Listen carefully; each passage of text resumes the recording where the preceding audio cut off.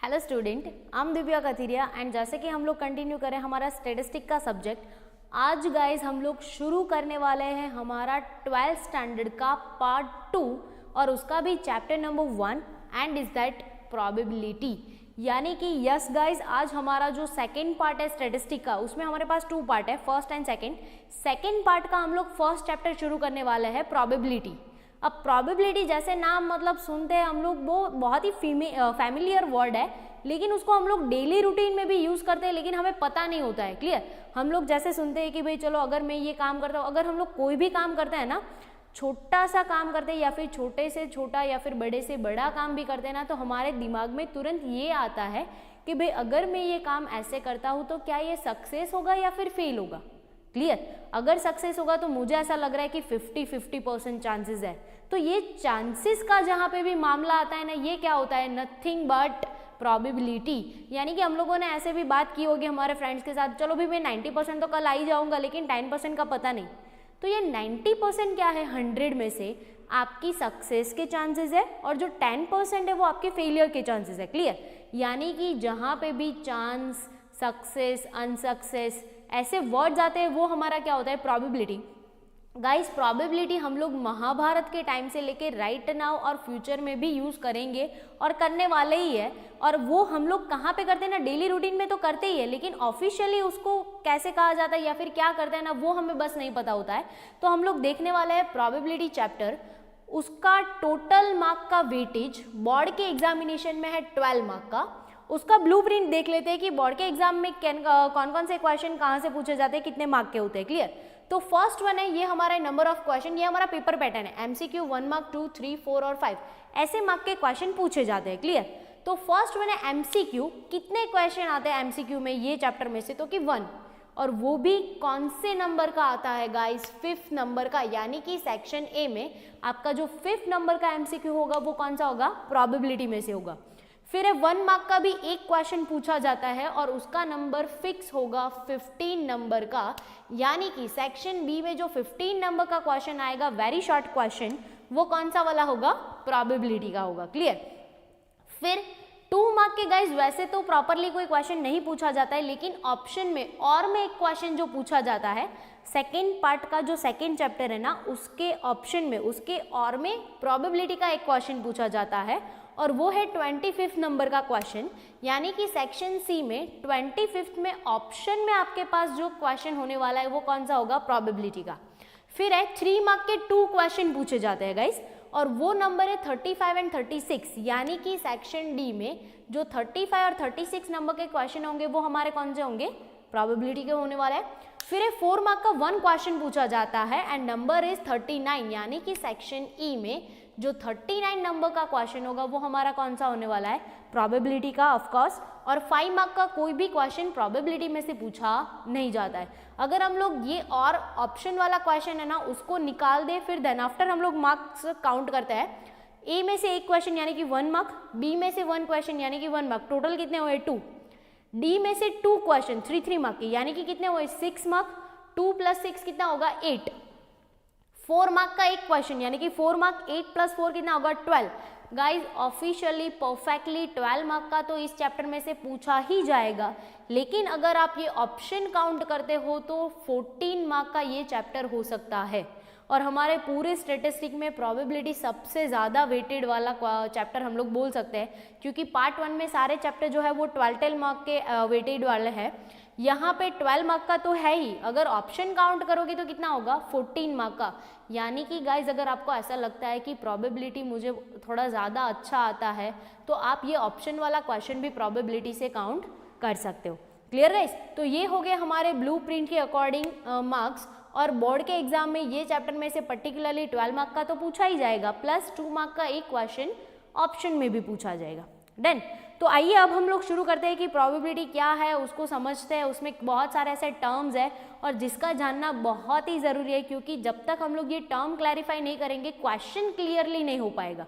Clear? क्योंकि question में आपको ऐसे हैपेंस इवेंट दिए होंगे या तो फिर कुछ मतलब जैसे एक्सपेरिमेंट होते हैं वैसा दिया होगा कि भाई ऐसा ऐसा हो रहा है, उसके ऊपर से आइडेंटिफाई करके हमें निकालना है कि इसमें कौन सा वाला फॉर्मूला फिट होगा या तो फिर ये कौन सा इवेंट है, इसमें क्या पूछा है। यानी कि क्वेश्चन भी हमें पहले समझना पड़ेगा कि इसमें ये वाला क्वेश्चन पूछा है तो हम लोग आंसर कंडक्ट कर पाएंगे। क्लियर। फर्स्ट वन हम लोग देखते हैं रैंडम एक्सपेरिमेंट की totally probability it's depends on it's random experiment, यानी कि हमारा जो प्रोबेबिलिटी है वो सबसे ज़्यादा किसके ऊपर डिपेंडेंट है, रैंडम एक्सपेरिमेंट के ऊपर, क्योंकि एक्सपेरिमेंट ही नहीं होगा तो प्रोबेबिलिटी किसके ऊपर काउंट करेंगे। क्लियर। यानी कि एक्सपेरिमेंट का होना बहुत ज़रूरी है, और सिर्फ एक्सपेरिमेंट नहीं, कैसा एक्सपेरिमेंट होना ज़रूरी है, रैंडम एक्सपेरिमेंट। क्लियर। डेफिनेशन देखते हैं गाइस, 2 मार्क के लिए मोस्ट इंपॉर्टेंट थियोरी है ये, 2 मार्क में कभी कभी पूछी जाती है ऑप्शन में रैंडम एक्सपेरिमेंट। तो पहले जानते हैं कि रैंडम एक्सपेरिमेंट होता क्या है, कि जिसके ऊपर पूरा प्रोबेबिलिटी बेस है। क्लियर। चलो, the experiment which can be independently repeated, यानी कि ये खास देखना है कि इंडिपेंडेंटली रिपीट होना चाहिए, यानी कि फॉर एग्जाम्पल अगर हम लोग कोई एक्सपेरिमेंट करते हैं तो वो एक दूसरे के ऊपर डिपेंड नहीं होना चाहिए। क्लियर। कैसे रिपीट होना चाहिए, independently repeated under identical condition, यानी कि सबकी कंडीशन कैसी होनी चाहिए, सेम होनी चाहिए। फॉर एग्जाम्पल अगर हम लोग कोई कॉइन है उसको टॉस कर रहे हैं, क्लियर, तो फिर ऐसा नहीं है कि भाई चलो आज ही एक कॉइन टॉस किया, फिर 10 दिन के बाद सेकेंड वन एक्सपेरिमेंट करेंगे, सेकेंड कॉइन टॉस करेंगे, फिर देखेंगे क्या एक्सपेरिमेंट मिलता है। अगर एक पूरा एक्सपेरिमेंट हमें कंडक्ट करना है तो उसका सिचुएशन, टाइम, प्लेस, बाकी के जितने फैक्टर्स अफेक्ट कर रहे हैं वो मोस्ट प्रॉबेबली सारे सेम ही होने चाहिए, तो ही पता चलेगा ना। फॉर एग्जांपल अगर हम लोग 12th स्टैंडर्ड का एग्जाम लेते हैं बोर्ड का, तो ऐसा तो नहीं कर सकते ना कुछ स्टूडेंट को अलग पेपर दे, कुछ स्टूडेंट का पेपर आज ले, कुछ स्टूडेंट का पेपर 10 दिन के बाद ले, सबका एक साथ ही लेना पड़ता है, एक ही पेपर पैटर्न होता है, एक ही टेक्स्ट बुक होता है, इट मीन्स, और सब एक दूसरे के ऊपर डिपेंडेंट नहीं होते हैं। क्लियर। अगर हमारे आसपास के जो स्टूडेंट्स हैं उन लोगों ने पढ़ा नहीं पढ़ा उससे हमें क्या फ़र्क पड़ेगा, हम इंडिपेंडेंट कैंडिडेट कंसिडर किए जाएंगे। तो सेम एज इट इज़ यहाँ पे भी क्या होगा, independently repeated under identical condition, ये बहुत ज़रूरी है। वो इंडिपेंडेंटली रिपीटेड कर सकते हैं कितने भी टाइम, जब तक हम लोग चाहे उतने टाइम, अंडर आइडेंटिकल कंडीशन। सबके कंडीशंस कैसे होने चाहिए, चलो हम लोग 100 बार भी कॉइन क्यों ना टॉस करना चाहे, लेकिन सबकी कंडीशंस कैसे होनी चाहिए, सेम होनी चाहिए। फिर ऐसा नहीं कि एक हम लोग 5 रुपीज़ का कॉइन लेते हैं, एक हम लोग 1 रुपीज़ का कॉइन लेते हैं। अगर एक्सपेरिमेंट करना है तो सारी सिचुएशन सबके लिए ऑलमोस्ट सेम होनी चाहिए, तो ही फेयर कहा जाएगा ना, अदरवाइज तो अनफेयर हो जाएगा किसी के साथ। And all its possible outcomes are known.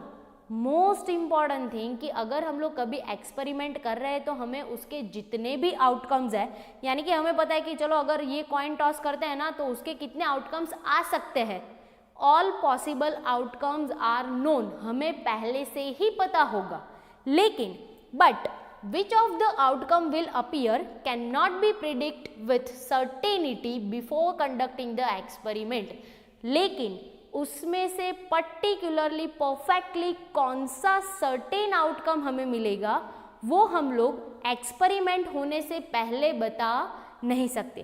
Clear guys. यहाँ पे देखते हैं आइडेंटिकल रिपीटेड होना चाहिए, सॉरी इंडिपेंडेंटली रिपीटेड होना चाहिए अंडर आइडेंटिकल कंडीशन, फिर all possible outcomes are known but which one outcomes is exactly come out we cannot predict before experiment, यानी कि एक्सपेरिमेंट होने से पहले परफेक्टली कौन सा रिजल्ट मिलेगा ना वो हमें पता नहीं होगा। क्लियर। तो ऐसे एक्सपेरिमेंट को क्या कहेंगे हम लोग, रैंडम एक्सपेरिमेंट। फॉर एग्जांपल लेते हैं हम लोग टॉस अ बैलेंस कॉइन। यहाँ पे हम लोगों ने बैलेंस क्यों लिखा है, हम लोगों को ऐसे भी पता चल जाएगा कि भाई चलो कॉइन टॉस करना है तो कॉइन ही होगा। बैलेंस क्यों लिखा है, क्योंकि अगर कॉइन थोड़ा बहुत भी डिफेक्टिव वगैरह है, थोड़ा मतलब टर्न हो गया है, वैसा कुछ है, तो हो सकता है कि एक साइड आने के चांसेस ज़्यादा हो जाए। यानी कि ये क्या हुआ कि आइडेंटिकल कंडीशन वो परफेक्टली सेम होना चाहिए, सबके लिए सेम कंडीशन होनी चाहिए। अगर हम लोग कॉइन टॉस करते हैं, हमें पता है या तो हेड आने वाला है या तो फिर टेल आने वाला है। क्लियर। लेकिन जब तक कॉइन टॉस नहीं करेंगे तब तक परफेक्टली क्या कह पाएंगे कि हेड ही आएगा या तो फिर टेल ही आएगा। क्लियर। इट मीन्स कि ये क्या हुआ, रैंडम एक्सपेरिमेंट। हम लोगों ने कॉइन टॉस किया, उससे पहले हमें पता था कि क्या क्या आ सकता है, या तो हेड आ सकता है या तो टेल आ सकता है, लेकिन इन दोनों में से एग्जैक्टली कौन आ सकता है ना वो एक्सपेरिमेंट से पहले हमें पता नहीं होगा। क्लियर। फिर throw a balance die. Die, पासो, क्लियर। हम लोग जैसे उसको थ्रो करते हैं, हमें पहले से पता है कि 1 2 3 4 5 और 6 इन 6 नंबर में से कोई एक नंबर अपीयर होने वाला है, लेकिन ये 6 में से परफेक्टली एग्जैक्टली कौन सा रिजल्ट हमें मिलेगा, कौन सा नंबर हमें मिलेगा, we can not predict before experiment, clear. फिर है विल मार्क विथ नंबर, जैसे हम लोगों ने कसिनो में वगैरह में देखा होगा, आपने कोई मूवी में देखा होगा, या तो फिर गेम में भी हम लोग देखते हैं कि एक पूरा विल बना होता है, उसमें 1 2 3 4 5 ऐसे नंबर बने होते हैं, और यहाँ पे एक एरो होता है, विल घुमाना होता है, और फिर जो एरो पे नंबर आता है वो हमें नंबर मिलता है, क्लियर। तो विल के ऊपर जितने नंबर्स है, हमें इतना तो पता है कि भाई चलो 1 to 10 नंबर है, तो 1 से 10 नंबर में से ही कोई रिजल्ट आने वाला है, क्लियर। लेकिन उसमें से पर्टिकुलर कौन सा नंबर आएगा ना, वी कैन नॉट प्रिडिक्ट। तो ऐसे एक्सपेरिमेंट को हम लोग क्या कहेंगे, रैंडम एक्सपेरिमेंट, क्लियर गाइस। अब यहाँ पे ये भी देखना है हम लोगों को कि बहुत सारे टाइम कैरेक्टरिस्टिक्स भी पूछे जाते हैं, और वो कैरेक्टरिस्टिक्स किसके है, रैंडम एक्सपेरिमेंट के। यानी कि रैंडम एक्सपेरिमेंट के कैरेक्टरिस्टिक्स आपको कभी कभी 2 मार्क के लिए पूछे जाते हैं। अब रैंडम एक्सपेरिमेंट के जो कैरेक्टरिस्टिक्स है ना, वो सेम उसके डेफिनेशन के जैसे ही है। अगर हम लोग डेफिनेशन को पॉइंट वाइज बाइफरगेट कर देंगे ना, तो भी ये कैरेक्टरिस्टिक्स इजीली बन जाएंगे। यहाँ पे देखते हैं, it can be independently repeated under almost identical situation. Of course हम लोगों ने देखा था डेफिनेशन में कि इंडिपेंडेंटली रिपीटेड होना चाहिए अंडर आइडेंटिकल कंडीशन, वो एक दूसरे के ऊपर डिपेंड नहीं होना चाहिए, सबके लिए कंडीशन सेम होनी चाहिए। Second one, all possible outcomes are known but certain outcomes or result can not be predicted before experiment. उसमें से कौन सा एग्जैक्ट आएगा वो हमें पता नहीं होगा। फिर है the random experiment result into a certain outcomes. हमें ये पता ही है कि इतने फिक्स रिजल्ट ही है जिसमें से ही हमें एक कोई रिजल्ट मिलने वाला है।